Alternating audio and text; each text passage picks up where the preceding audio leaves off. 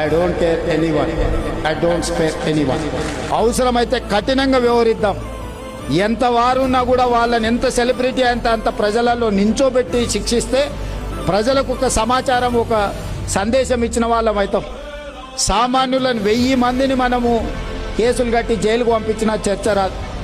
ఇట్లాంటి నేరాలకు పాల్పడుతున్న 2 ప్రముఖులను తీసుకెళ్లి జైలు వేస్తే ప్రజలందరికీ ఓహో ప్రభుత్వం కఠినంగా ఉన్నది, ఎవరిని వదలదు అనే ఒక సందేశాన్ని ఇచ్చిన వాళ్ళం అవుతాం.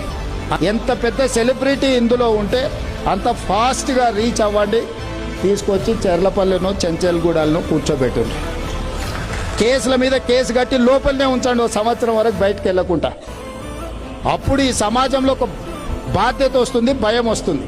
నేను స్పష్టంగా తెలంగాణ రాష్ట్ర ముఖ్యమంత్రిగా తెలంగాణ ప్రజలకు నేను చెప్పదలుచుకున్నా, ఇలాంటి నేరగాళ్ల పట్ల ఈ ప్రభుత్వం కఠినంగా వ్యవహరిస్తుంది.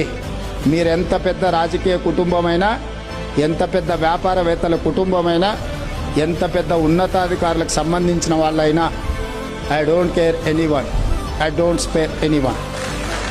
It is clear and loud.